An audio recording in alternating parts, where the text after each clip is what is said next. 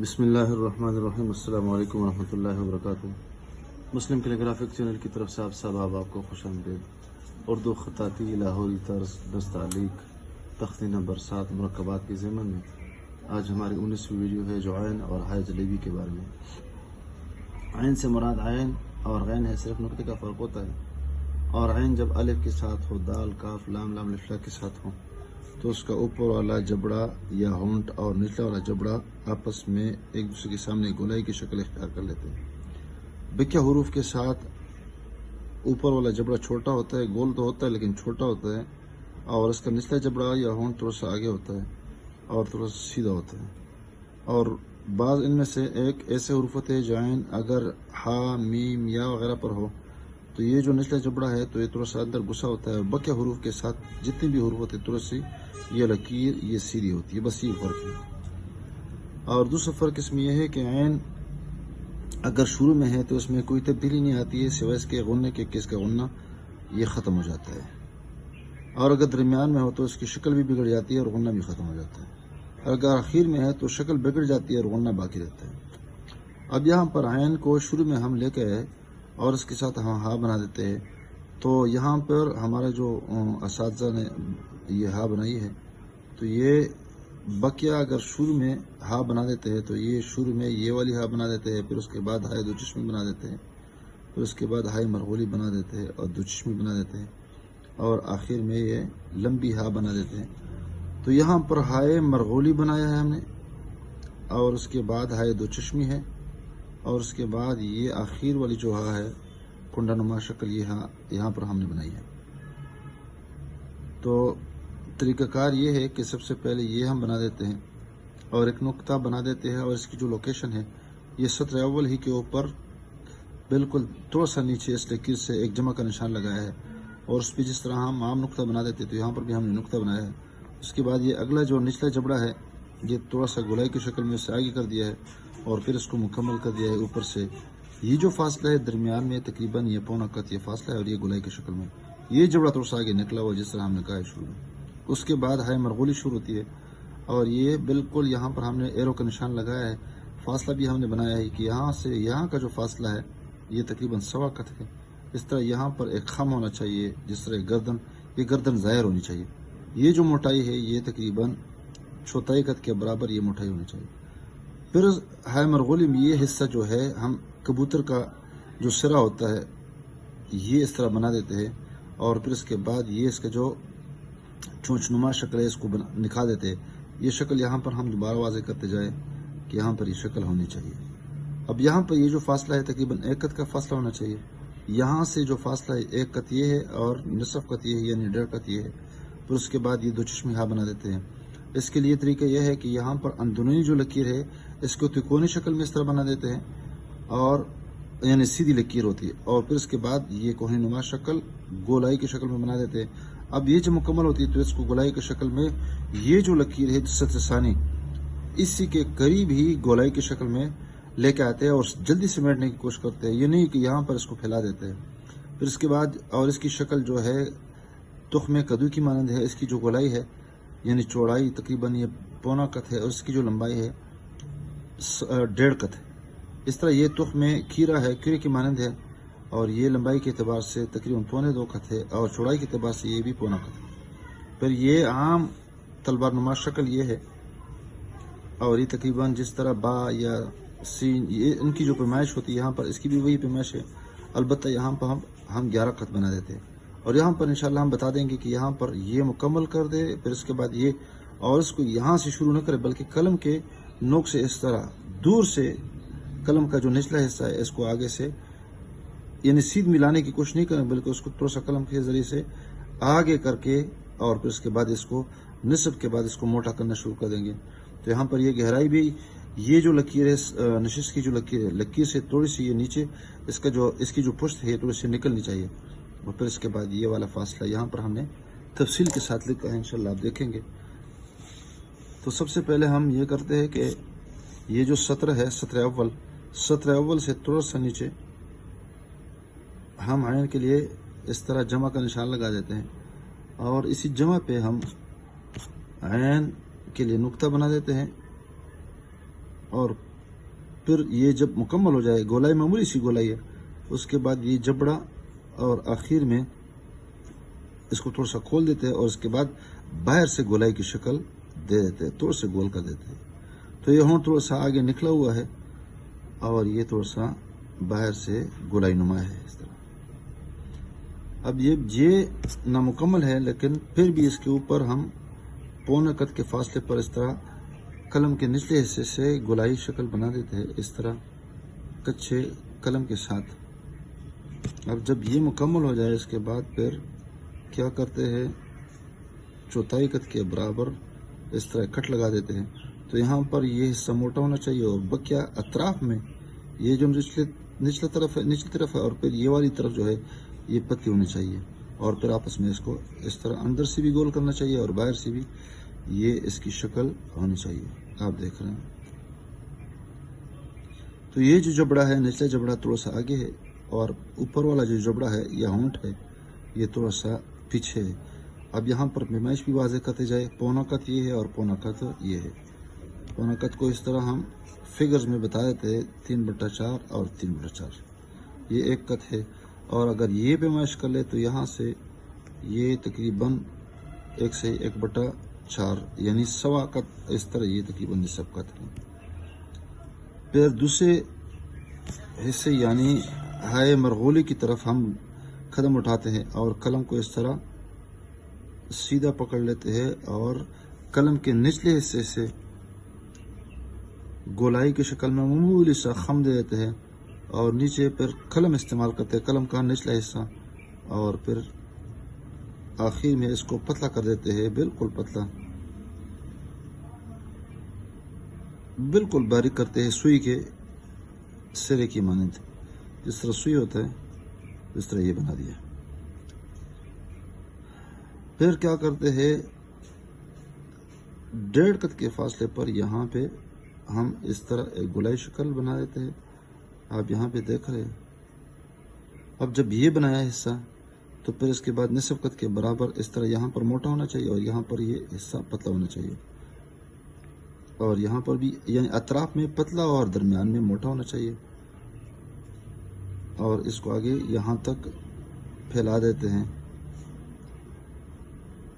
اب یہاں پر دیکھ رہے ہیں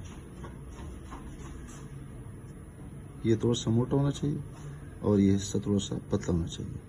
اب جب یہ حصہ بھی بنایا ہم نے تو اس کو آگے سے تھوڑا سا پھیلا دیتے ہیں اور اس طرح یہ ہاتھی کے سونڈ کی طرح، جس طرح ہاتھی کا سونڈ ہوتا ہے تو اس کا اس طرح آگے نکال دیتے ہیں. اور جب اس کے ساتھ ہم ہاں ملا دیتے ہیں تو ہاں کے بعد اس کا جو سرا ہوتا ہے کبوتر کے سرے کی مانند ہوتا ہے. یہاں پر ہم نے آپ کے سامنے بتایا تھا.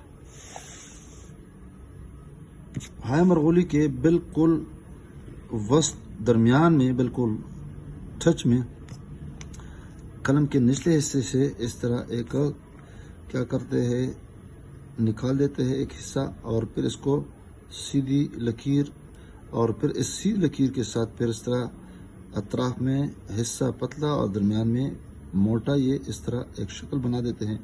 اور یہاں پر بھی آپ کو بتا دیں کہ یہاں پر یہ علاقہ کوہنی نما ہے اور اندر جو ہے وہ تکونی نما ہے. اب جب یہ حصہ بھی بنایا اور یہ حصہ ہم نے سطر ثانی سے اوپر بنایا، اب ہم یہ کوشش کر دیں گے کہ یہ سطر ثانی سے نیچے تو آئے لیکن زیادہ نہ پھیلے. تو یہ بھی اس کے قریب سے گولائی کی شکل میں اسی سطر ثانی کی طرف اس کو سمیٹنے کی کوشش کریں گے. دیکھیے یہاں پر اس کو ہم صاف کر رہے ہیں اور پھر یہاں سے اس کو بند کر دیں گے. جب بند کر دیں گے تو یہ اور بھی واضح ہوتا جائے گا. اب یہاں پہ دیکھ رہے ہیں تو اس کی جو شکل بن جائے گی یہ کدو کے تخم کی مانند ہو جائے گی. ہم یہ بتاتے چلے یہ ہائے مرغولی ہے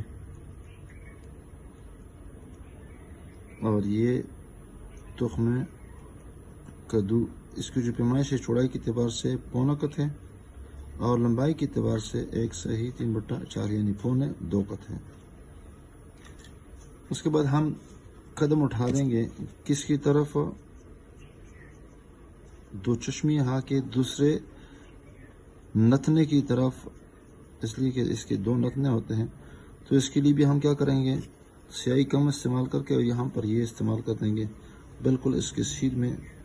یہاں پر دیکھ رہے ये सीधी पट्टी है और फिर ये वाला हिस्सा गोलाई की शक्ल में यहाँ पर लेके आएंगे और फिर भी इस पे ऊपर चौथाई कत के बराबर इस तरह एक कत लगा देंगे और अतराफ में ये लकीर पतली हो जाएगी और यहाँ पर भी इसका आखिरी हिस्सा जो है वो हाथी की सूंड की मानद बन जाएगा।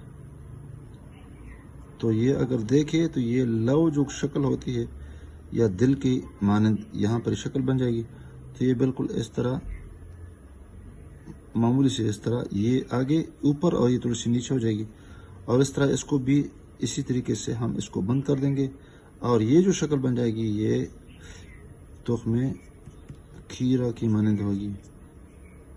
तुख्मी खीरा इसकी जो पैमाइश हो जाएगी वो तकरीबन 1 से 3/4 है और चौड़ाई के एतबार से ये भी 3/4 है, यानी बराबर है चौड़ाई में दोनों।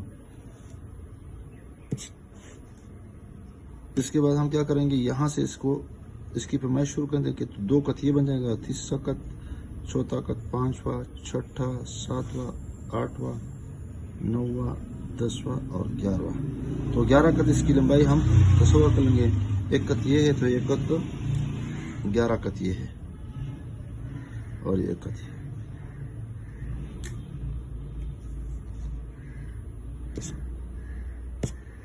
और यहाँ दरमियान में, बिल्कुल दरमियान में तकरीबन ये 2 कत यहाँ से। तो ये जो नशिश की जो लकीर है इसका ये जो हिस्सा है थोड़ा सा नीचे हिस्सा आ जाएगा और यहाँ से इसको हम यहाँ नीचे नहीं लाएंगे बल्कि यहाँ से ये जो दूसरी हा का जो हिस्सा है, सुराख है, इसकी सीध में यहाँ पर लाने की कोशिश कर देंगे। अगर यहाँ से शुरू कर देंगे तो फिर इसको समेटना बहुत मुश्किल हो जाएगा। तो इसको यहाँ से अंदर की जानिब, बाहर से अंदर की जानिब, फिर अंदर से बाहर की जानिब, इस तरह इसको कंप्लीट कर देंगे और अपने लिए इस तरह एक कच्ची लकीर लगा देंगे ताकि इसमें गलती की गुंजाइश न रहे। यहाँ पर आप देख रहे हैं, अब देखिए यहाँ पे ये खुद ब खुद ये जो हिस्से हमने बना दिए है ये भी खुद ब खुद सिमट जाएंगे। अब यहाँ पे देख रहे हैं इस लकीर से हम नीचे मामूली से आगे और फिर फौरन हमने ऊपर की तरफ, तो ये आखिर में ये हिस्सा थोड़ा सा इधर आ जाएगा, आगे निकल जाएगा। अब जब आगे निकल जाएगा तो आपस में फिर हम इसको मिलाने की कोशिश कर देंगे और इसको सीधी मामूली सी गोलाई दे देंगे। और ये लकीर जो है सीधी है, मामूली सी थोड़ी सी बाहर से गोलाई है, यानी इस तरह नहीं कि इस तरह बना दी, बल्कि कलम के निचले हिस्से से ये जो ज़ुबान, हम कलम की ज़ुबान जो इसको कहते हैं, इसको इसके साथ हम बनाने की कोशिश कर देंगे और ये फिर दोबारा इसकी तरफ लेके आएंगे। तो ये जो कुदालनुमा शक्ल है ये थोड़ी सी लंबी होनी चाहिए। अब यहाँ पर इसको हाथी के सूंड की माने इसको आगे फैला देंगे।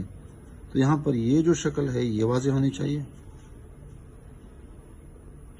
अब इसका जो आखिरी हिस्सा रहता है वो ये है कि इसके लिए ये निशान भी बना देंगे, ये भी बना दिया।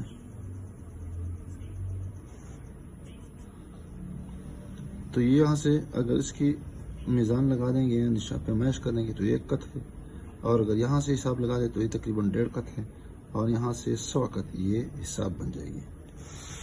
इंशाअल्लाह आप इसको समझ पाएंगे और इस वीडियो को इसकी बरकत से इंशाअल्लाह आप लाइक भी कर लेंगे, पसंद भी फरमा देंगे और मुस्बत कमेंट भी फरमा देंगे।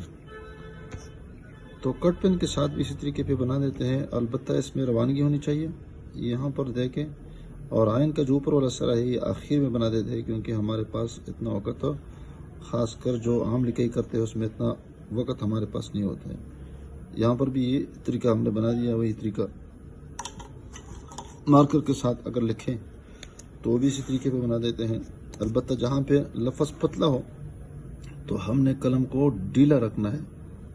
अब यहाँ पर ये सभी हमने बना दिया, फिर ये बना दिया हाय मरगोली और फिर कलम के नोक के साथ ये वाला बना दिया और फिर इसके बाद ये कबूतर वाली और फिर 2 चश्मी और फिर ये वाला हिस्सा हमने इस तरह बना दिया। बहरहाल मार्कर के साथ, और ख़ासकर जब मार्कर थोड़ा सा इस्तेमाल शुदा हो, उससे लिखने में काफ़ी दुश्वारी होती है। फ्रेश मार्कर हो तो उसके ज़रिए से बहुत अच्छा लिखा जाता है। बस बहरहाल जो भी हो, जो भी कलम हो आपके पास, उस पर हम प्रैक्टिस कर लेंगे ताकि कोई मसला और दुश्वारी न रहे। बाल पेन के साथ अगर इसको हम लिखें तो भी इसी तरीके पे लिखें। देखें यहाँ पर अगर ऊपर वाला जबड़ा शुरू से बना दे तो ये भी कोई मज़ायका नहीं है, क्योंकि लिखा जाता है। और आम तौर पर पेन में तो बैलेंसिंग का मसला होता है, बैलेंस नहीं होता है। बहरहाल यहाँ पर ये बना दिया, ये बना दिया, सरा बना दिया, फिर उसके बाद हाय मरगोली, उसके बाद हाय दो चश्मी, और फिर उसके बाद कश वाली हा जो है हमने यहाँ पर बना दी है। उम्मीद है आप इस वीडियो को पसंद फरमा देंगे। वीडियो देखने का बहुत बहुत शुक्रिया। अस्सलामु अलैकुम वरहमतुल्लाहि वबरकातुहू।